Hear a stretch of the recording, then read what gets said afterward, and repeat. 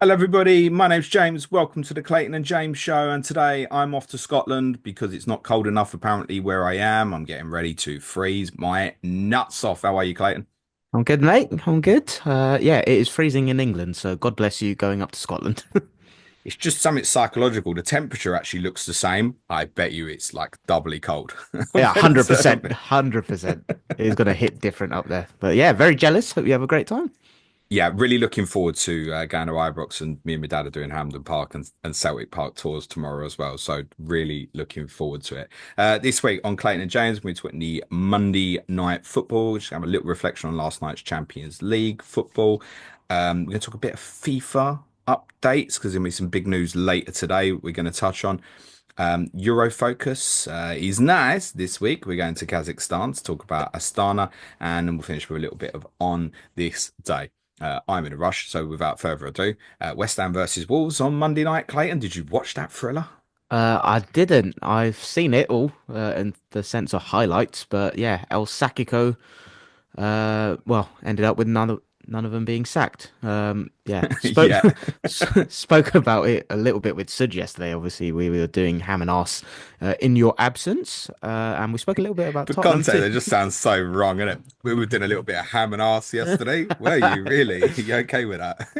But yeah, I think the general kind of narrative from West Ham was obviously heightened by everything with Antonio over the weekend, right? So you could see it in the celebrations, pre-match, everything. Like it was nice seeing the crowd kind of clap for him in the 90th minute and everything. And yeah, it was one of them where it was quite nice that they got the result with everything going on there at the minute. Sudra was saying it was probably, if you're kind of being objective about the game, probably one where they got a little bit lucky. I do think Wolves could have had a pen as well.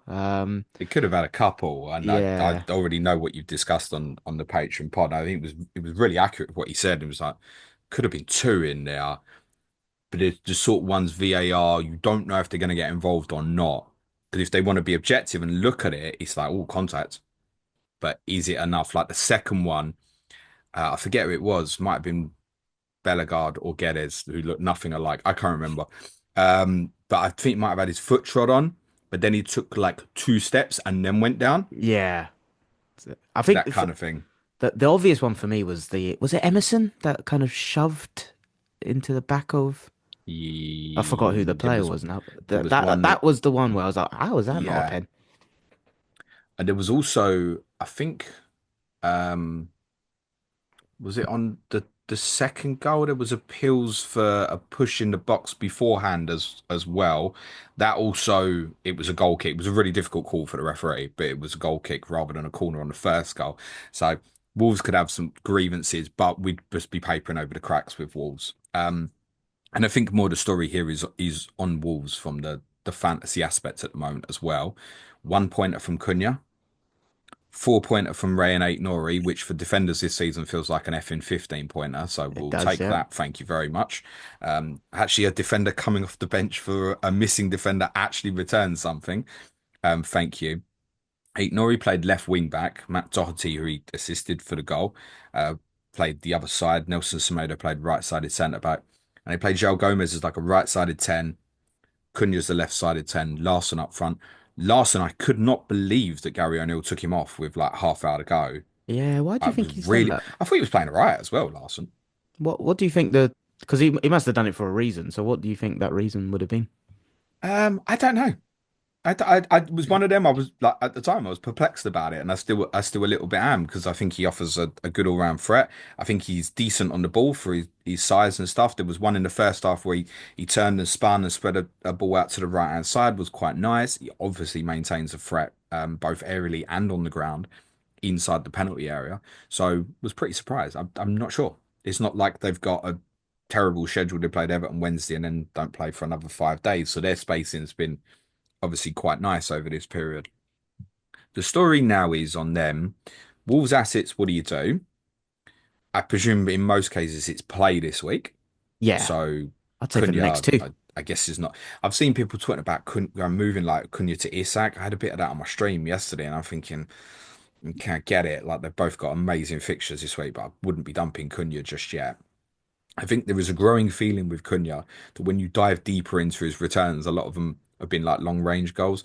Didn't he have like 3 goals in last month's goal of the month, I Yeah, think. he did. Yeah.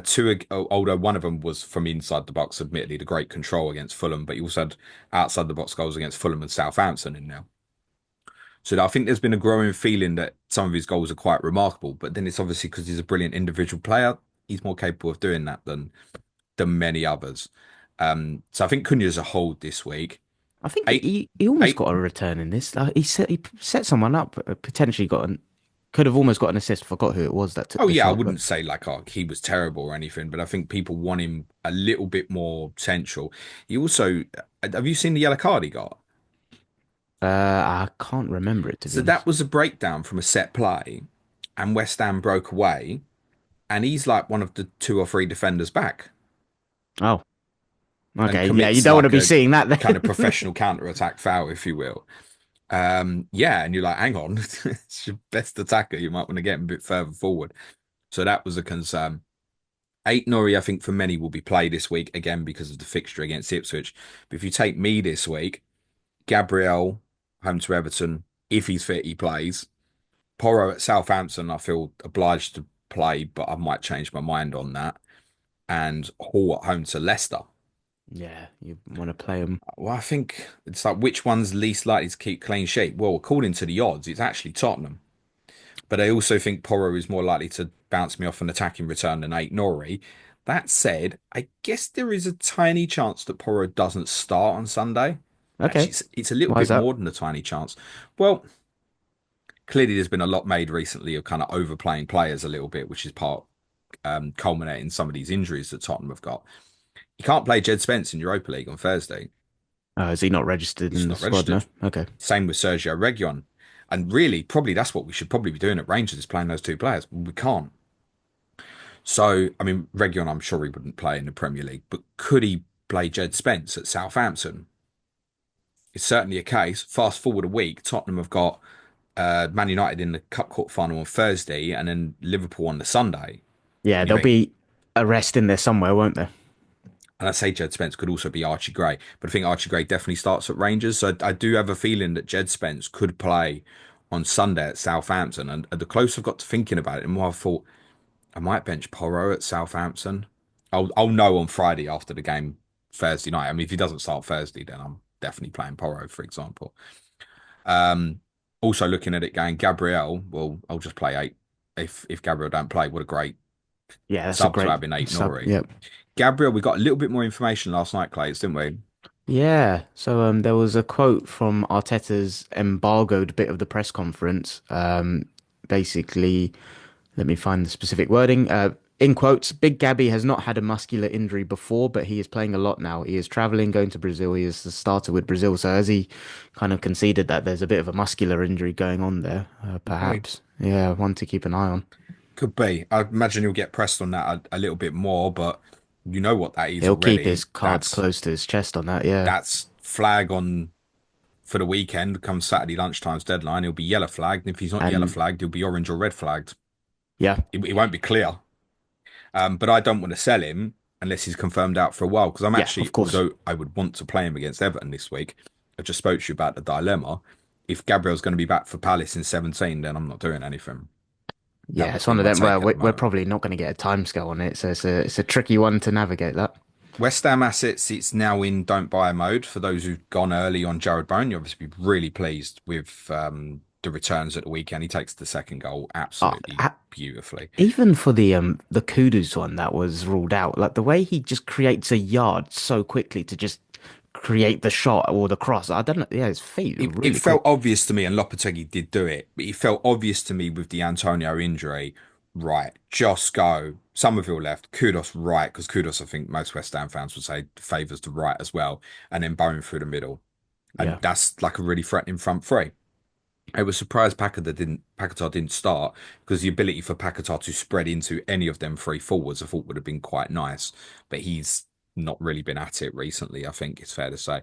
But Bowen through the middle is probably going to stick. So people want to analyze that a little bit more. Those who are on shouldn't sell. But I think the best fixture has gone for those who wanted to buy. Bournemouth away, Brighton at home. kind of middling in terms of fixtures. I mean, those two teams might finish top half. I'd argue they're both better than West Ham at the moment. Certainly Brighton are. Do you think he's a better FPL asset playing in his kind of natural position on the right or when he plays centre forward? I don't think it matters too much. No? I think for him, it's more about getting him the chances, and he's very capable of converting them.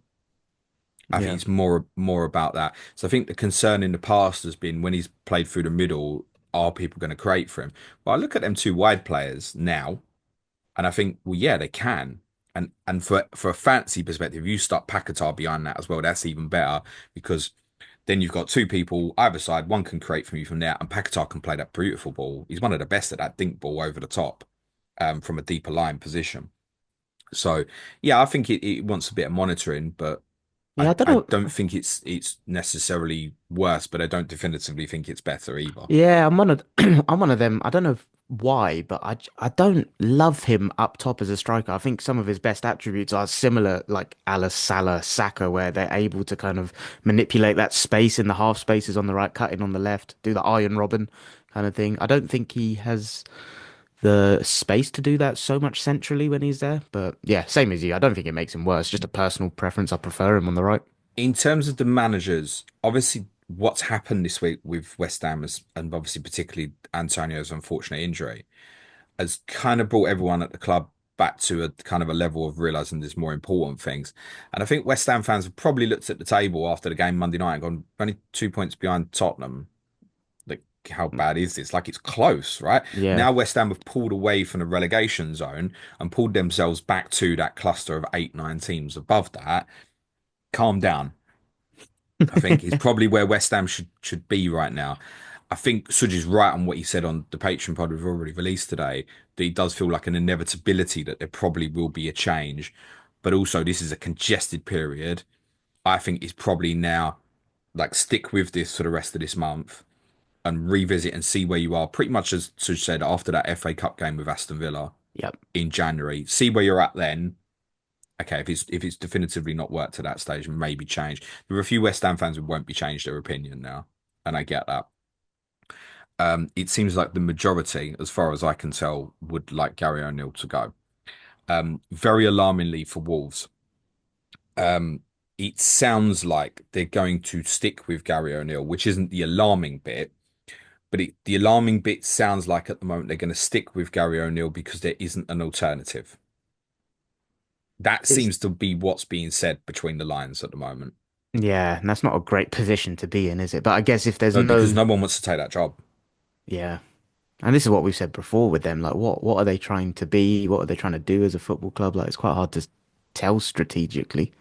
You take that job, the way they've been operating as a club off the pitch, next summer, Cunha goes, and you might not have all that money to even reinvest into that squad, which is light of bodies.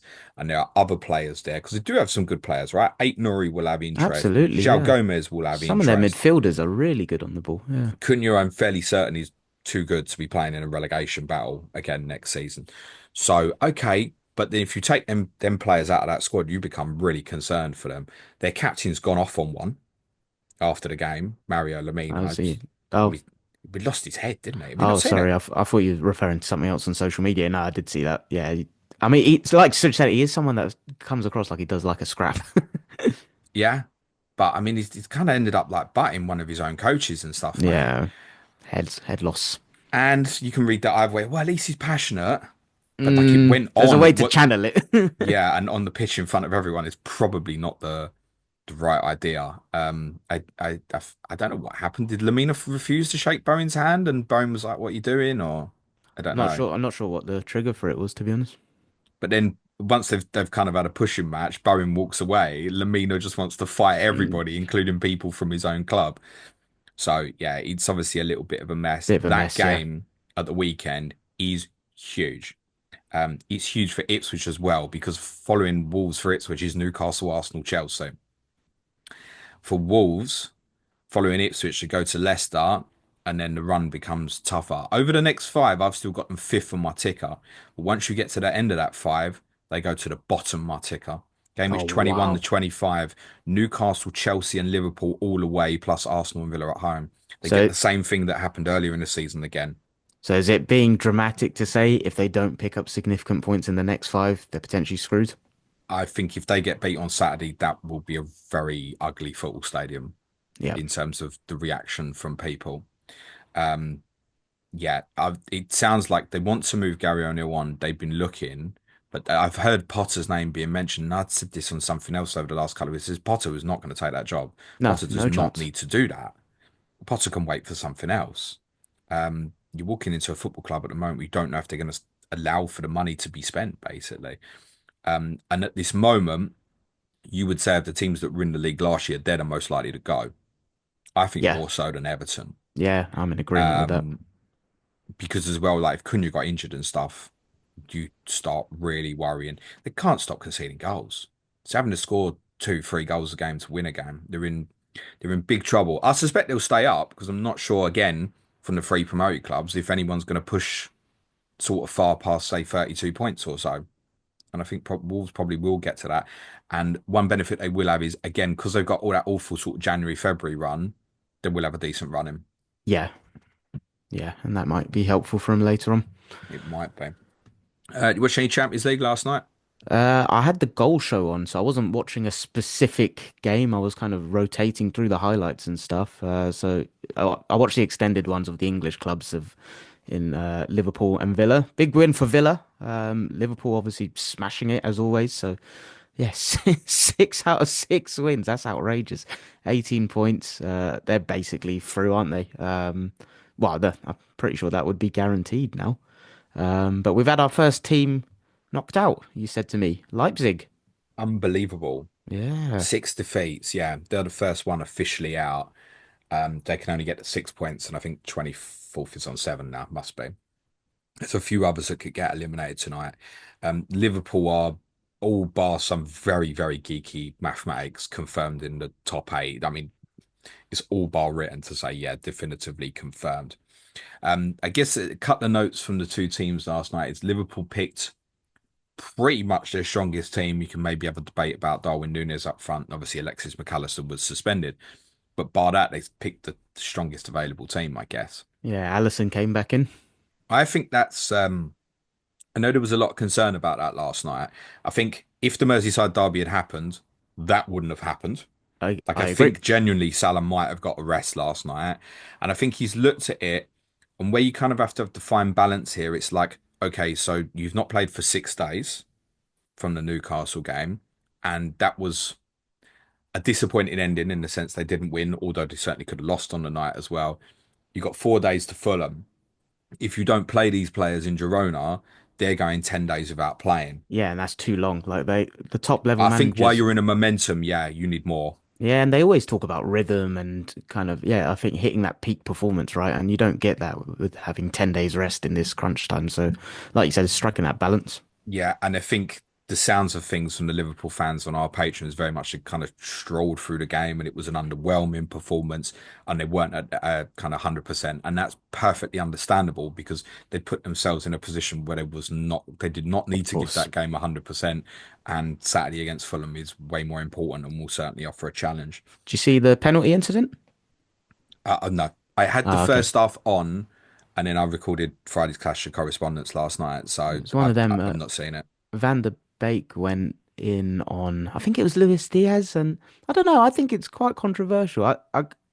It depends on the camera angles you see. I do think there's an element of Van der Beek being a little bit silly, like why are you going in slightly aggressively? But it looked like Diaz lost his footing to me. So I think it's one of them. Depends on what camera angle you saw. But yeah, Salah pen dispatched. Boom.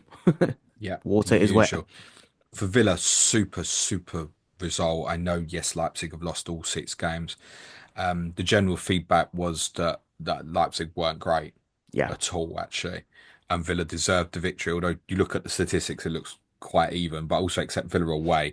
It's worth saying Leipzig are fourth in the Bundesliga, so it's not like they're No, they're no mugs. exactly that, right? So it's a good. I can't believe they've lost all 6 games. It's staggering. No. So Villa are in a really good place now.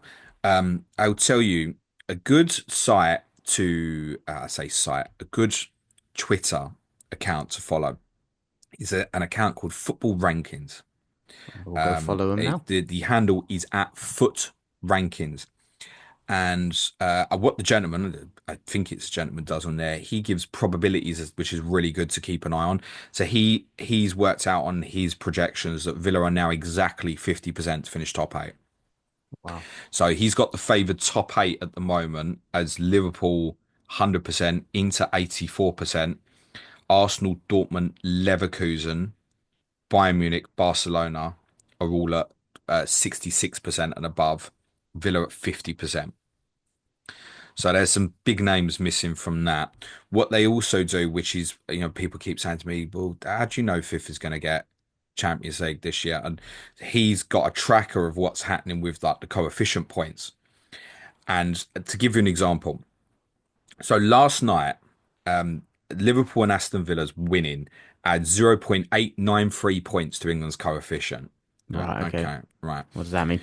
Well, in the table at the moment, Portugal and Italy are second and third behind England, and they added nothing because their teams lost. Okay.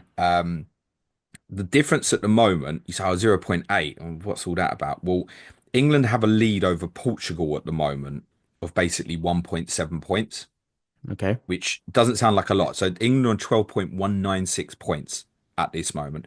Portugal is second on 10.475. Italy on 10.125. Remember, it's the top two get an additional place. So effectively, England are 2 points clear of Italy What would need to happen as for it that to stands. swing back round?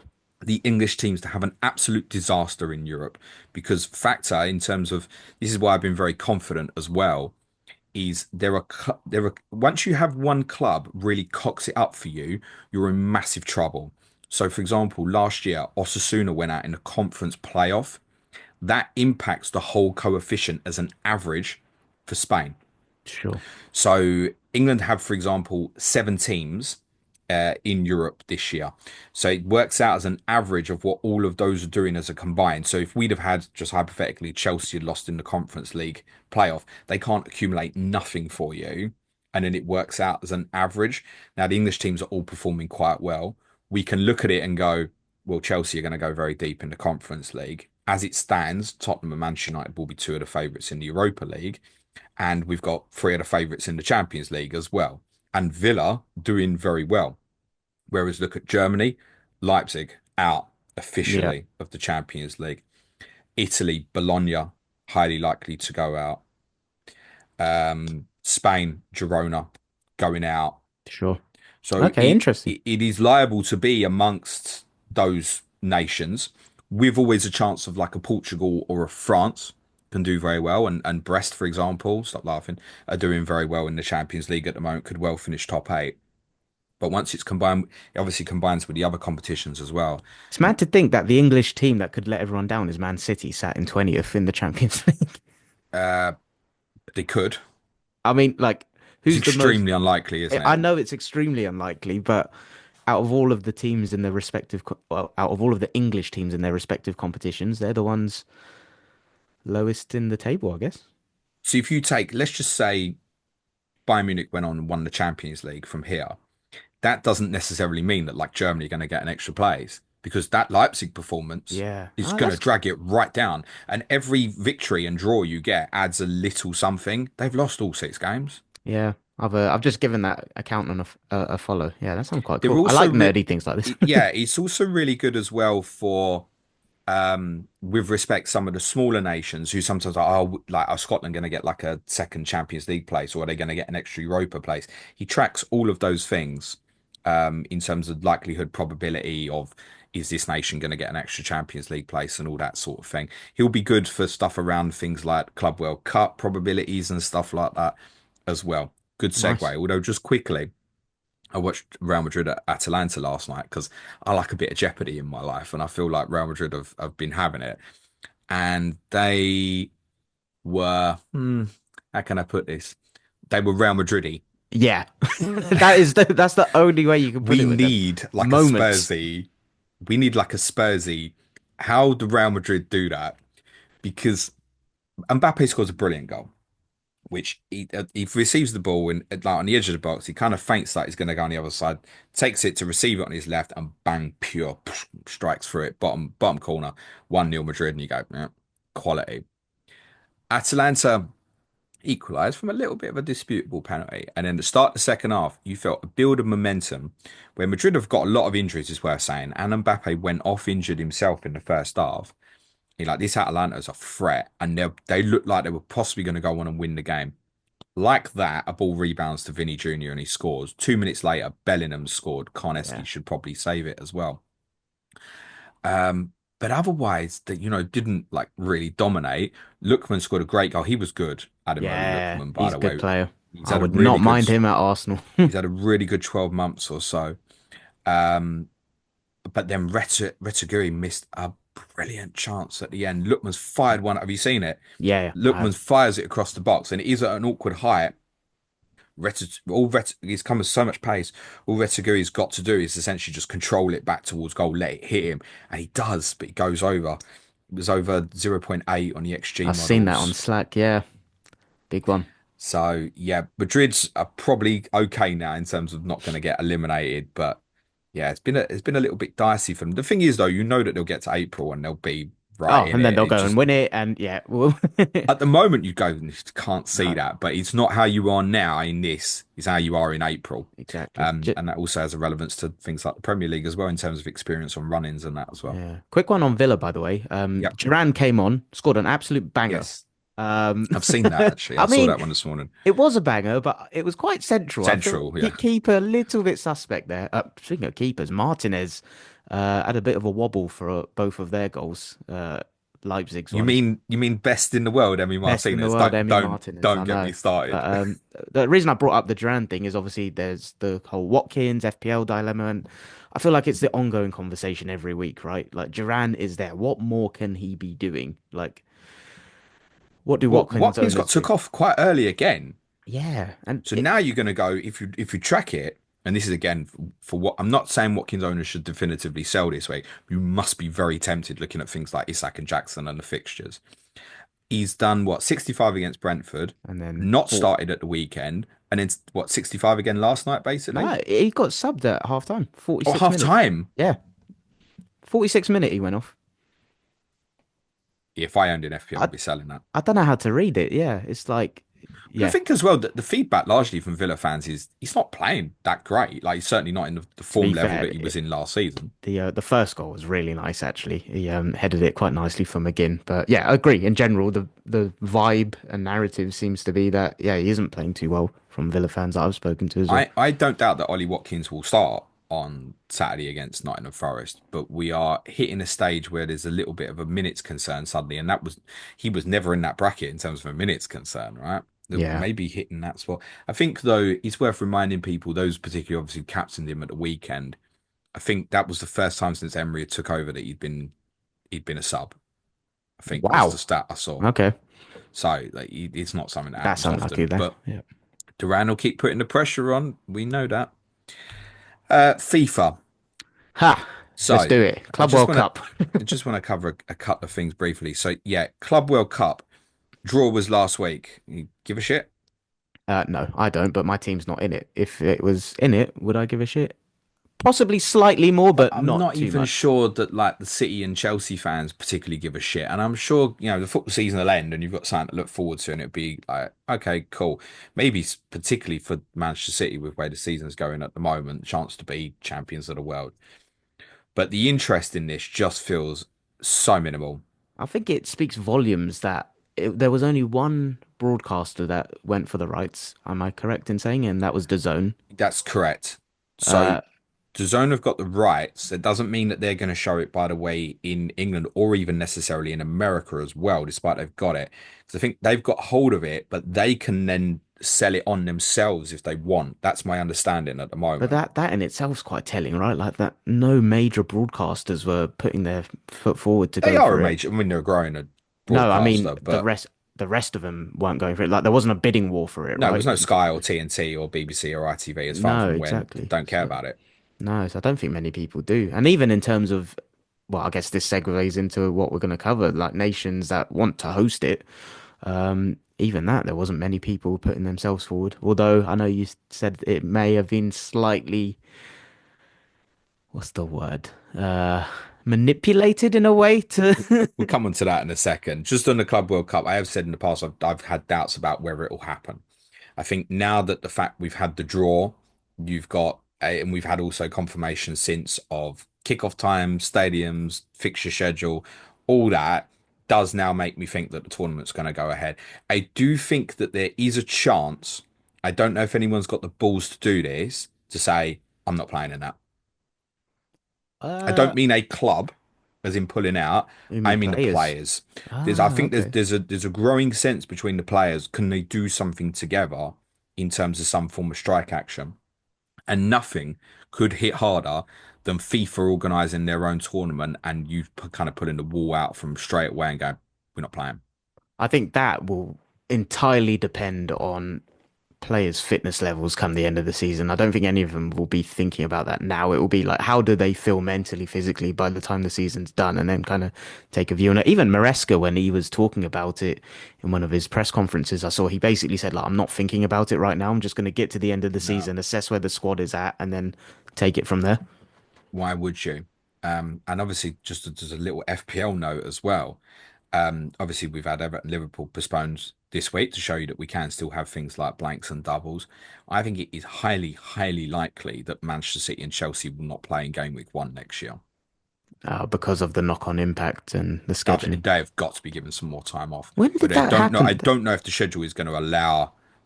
I think that what they'll probably have to do is, I think they should probably manipulate the schedule where City and Chelsea play each other in game 1. Didn't that happen a couple of years ago where This there has was, happened before. There was a yeah, case with I remember game week one, there was a Chelsea. blank.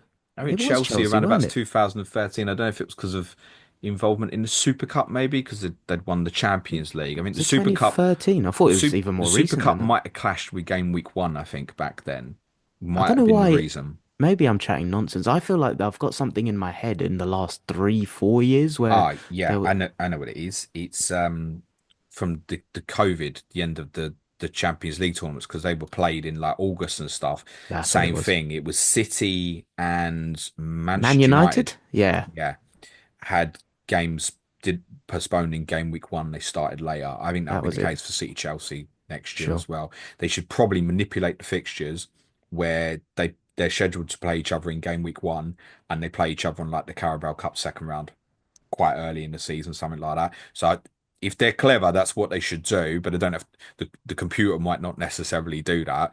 But they should probably blank game week 1 and then have like a double in game week 3 or something. That's probably roughly what it should be. In terms of the FIFA World Cup, as in the international one, that's going to get some headlines later today because Saudi Arabia are going to be basically confirmed as the host for 2034, along with this joint Spain, Portugal, Morocco 2030. In terms of the hosting of the tournament in Saudi Arabia, we could go on to human rights, etc., etc., and we will again. I don't doubt, as we did before Qatar. All the things that existed in terms of concerns going in Qatar still exist for Saudi Arabia.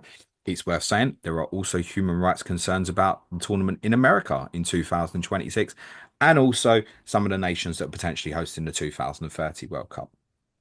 But what's also caused anger about this one is this is essentially a fix for Saudi Arabia to have this tournament awarded to them in 2034. Why is that? How's that happened? So it's happened because, in terms of the cycle, there should at least be 3 cycles between you being allowed to able to bid for a tournament.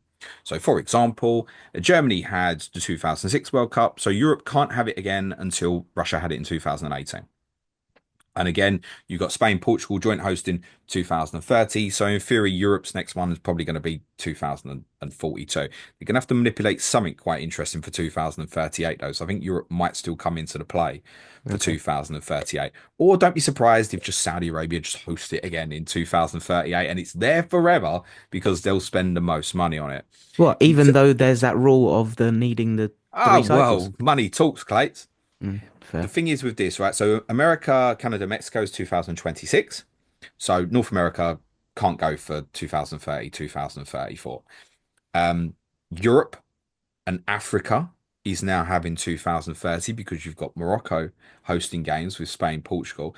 And they've also conveniently, because of the centenary, given Argentina one group, haven't they? That's what they're going to do. One group is going to be played in South America. I presume it will be Argentina, whoever's in Argentina's group. I would guess. Then they go to Europe and Africa for the rest of the tournament. Okay. Yeah, carbon footprint and all that. That doesn't Mm, matter, but we'll sell it in the right way. So South America technically can't get involved in that in 2034 either because you've had 2030. So what that left for 2034 is just left Asia and Oceania. okay. And what they did was FIFA went, yeah, we'll accept bids for the 2034 World Cup now, and you've got a month to put your stuff together. Do you know That's what they typically gave them, how a month. do you know typically how long they give them to put their bids together? I'm guessing More it's than more than a month, more than a but month. yeah. I mean, it's just nonsensical. It's 10 years away. By the way, it might be 9 years because there is a thought that it's probably going to be played in January.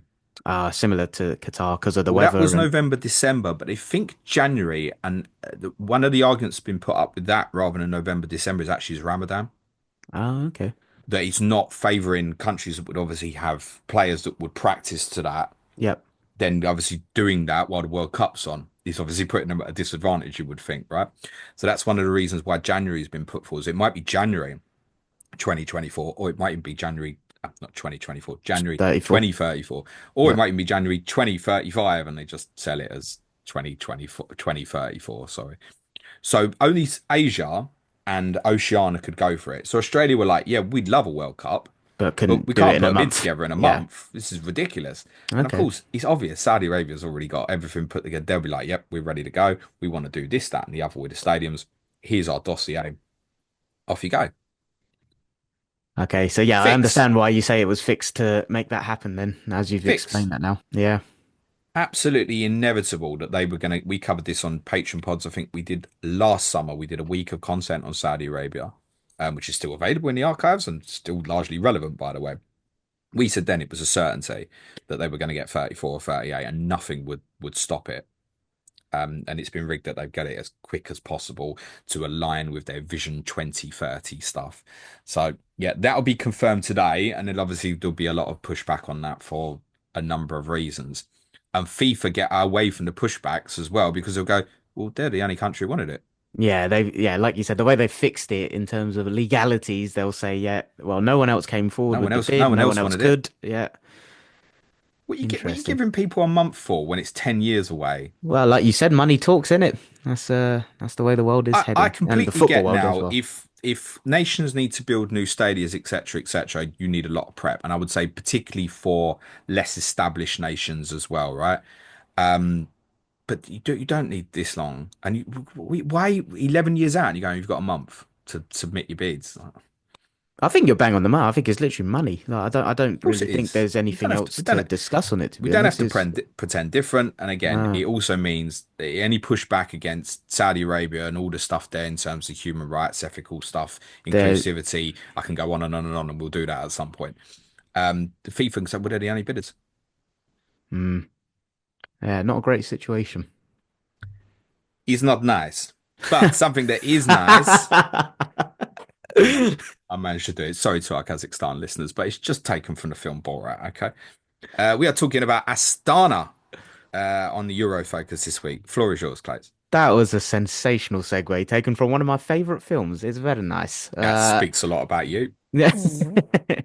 Astana, yeah, very, very, very young football club, based in Kazakhstan. Like you said, they were founded in 2009. Well, let me say that correctly. They were established in 2009 because towards the end of 2008, there were two football clubs, Almaty Megasport and Alma Ata, that merged together to form the new club that are now known as Lokomotiv Astana.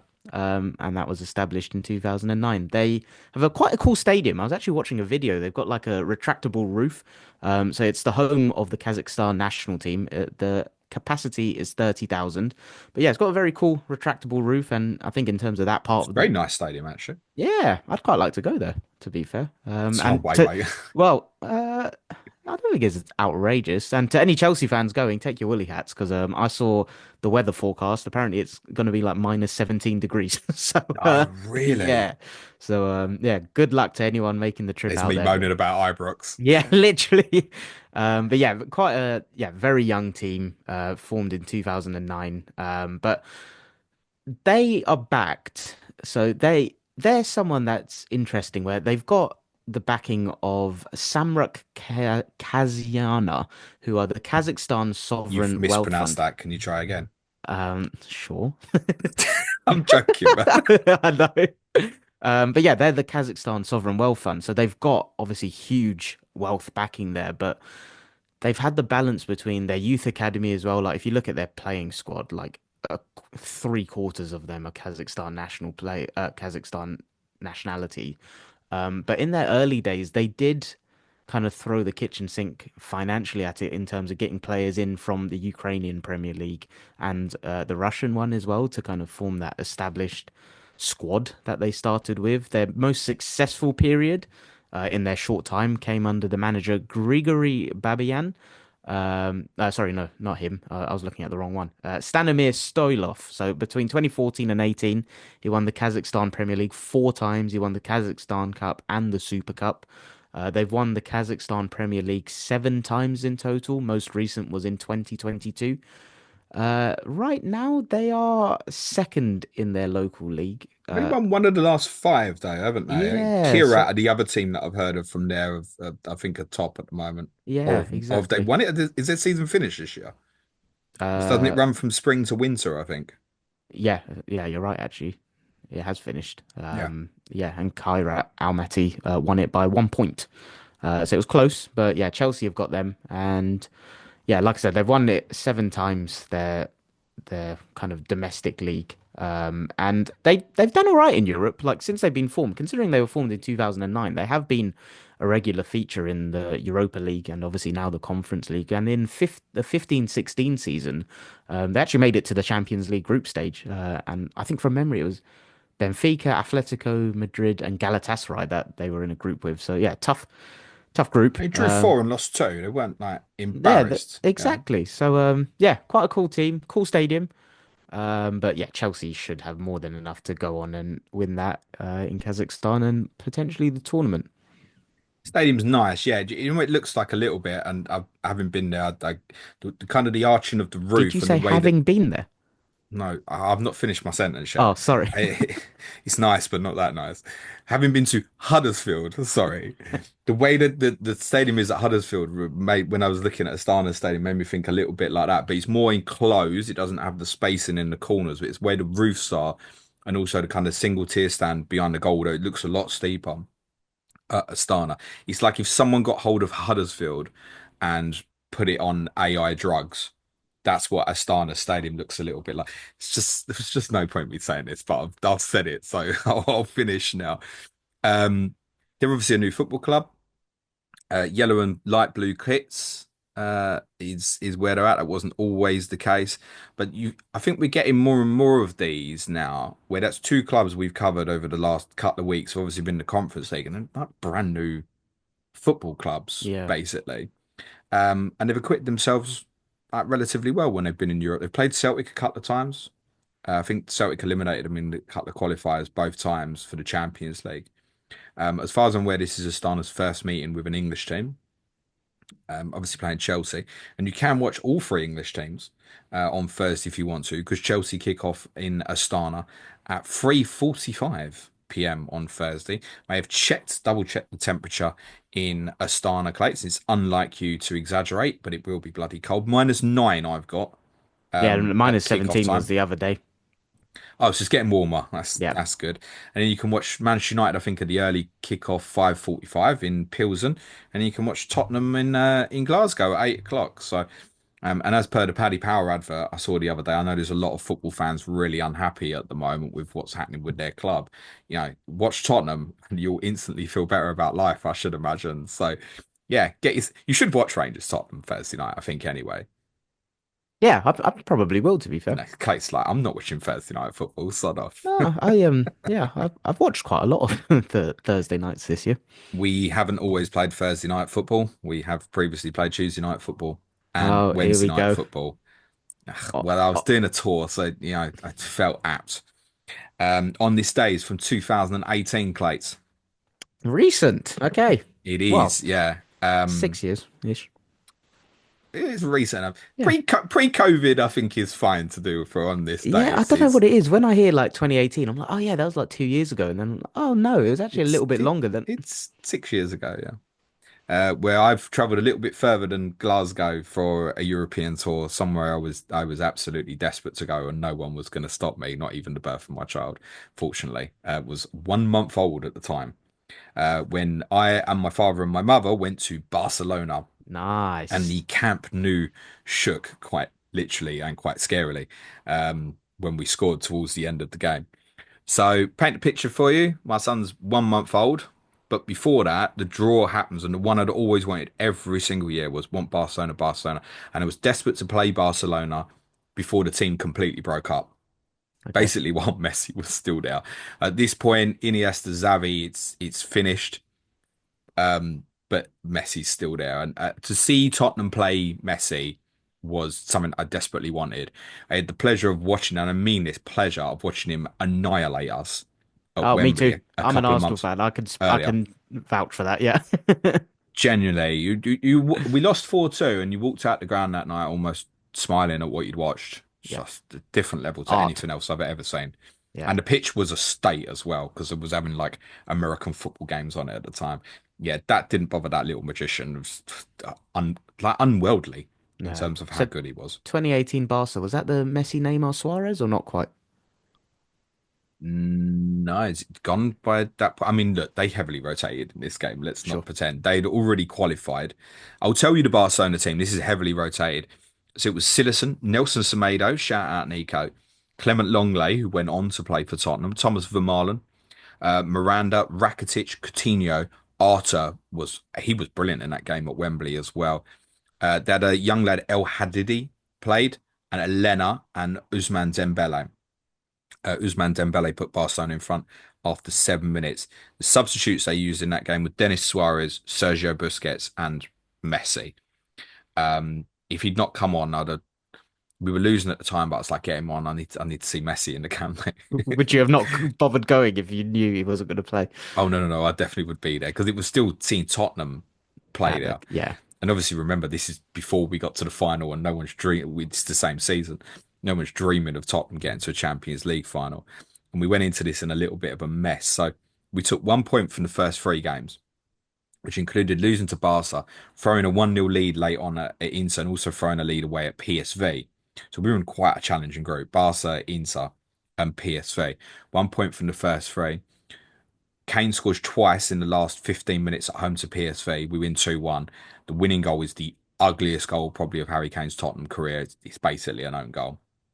And then Inter, we then have to beat to basically stay in it in match day 5. Christian Eriksen scores with like 15 minutes to go. We win 1-0. So at least we go to the Camp Nou and it's in our hands. If we win in Barcelona, we're through to the last 16. Yes, that's a little bit easier said than done, no matter what team they're putting on the pitch. We had to better Inter's result at home to PSV Eindhoven. We both went into the game on 7 points. Barcelona clear and through. So Barcelona a bit of a rotated team, but there's still some very good players in there. And as I said, Dembele scored really early on in the game, came from a mistake from Cole Walker-Peters, who was making a very rare start for Tottenham. Started at left back, lasted an hour. In fact, no, he started at right back because we had no Kieran Trippier. Kieran Trippier was unavailable. Juan Foyth was unavailable. He had an injury. So Cole Walker-Peters played at right back. We end up in the left back position because this was on a Barca counter attack where he's not the ball back properly and Dembele just skins him alive and scores. At the time, it was a very young Cole Walker-Peters, but it was the sort of thing Pochettino never feared to do. He Yeah, did just that chuck with them in. Yeah. Yeah, he did that with like Harry Winks in the Bernabeu the year before. He was like, I'm playing. Yeah. So it was for him, it was like almost like an acid test of a young player. I'm gonna put you into a real big game. He did that as well with. Mason at Arsenal as well. Ryan Mason, I think, made his first league start for us at Arsenal. He'd throw these kids into like the biggest games. You think, what are you doing? But yeah, for it was a tough game for Walker Peters because he'd had Dembele in that moment, but he had to deal with Philip Coutinho for a lot of the rest of the game. Coutinho hit the post in both halves. We played really well. In fact, we had more of the ball, and that's how good we could be at that point. I don't care what Barcelona team's playing. We I had don't more. know that. We had more of the ball. We had 51% of the ball. We had more shots. We had five big chances to their one. We should have won the game. The amount of chances we missed, Clay, mate. Man. Sonny missed the one-on-one in the first half. Kane missed a kind of a one-on-one where he doesn't connect properly. Lucas Moura had a header, which he basically, it was kind of like 6 yards out, which basically headed it down. As he headed it down, his knee came out, so it kind of deflected off his knee and took the momentum off the ball. Silerson, who was brilliant in goal for Barcelona, saved it. Moura picks up the rebound, beats a man inside, curls it just wide. It was like that. Just couldn't score.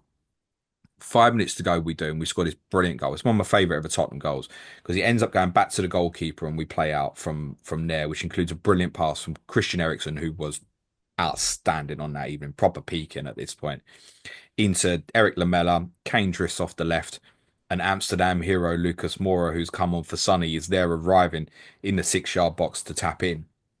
But we still need to win because Inter have got PSV at home. We know it's 1-1. Oh, you were checking But all the you're scores again. assuming, yeah, but it wasn't good, right? Obviously, I'm there and I was right up the top.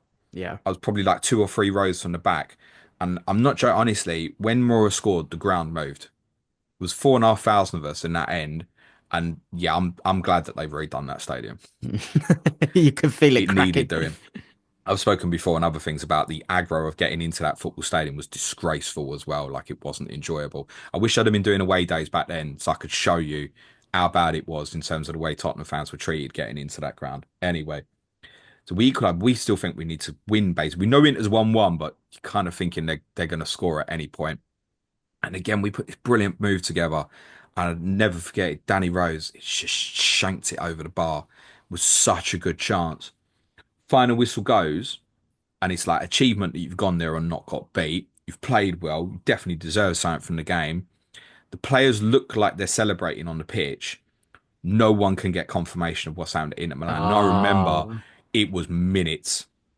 It was minutes before there was like, so I couldn't get nothing on my phone. So I'm relying on other people. One bloke was shouting, he's like, yeah, it's over, it's finished 1-1. And the other guy's got like an app on. He's like, yeah, there's like 6, 7 minutes added on. It's like 93 minutes or something. Like it's not finished. And I can't remember the name of the player, but they had a one-on-one chance, and the PSV player got back and made a tackle, oh wow. which would have eliminated us. And that's along the path of us. Amsterdam, the final. City. I wouldn't City in the quarterfinal. Those nights I wouldn't have had if it wasn't for that PSV tackle. So I really should remember what the name of that guy was. But also part of that was the whole of that journey through that competition included this, the comeback, 1 point from 3 games.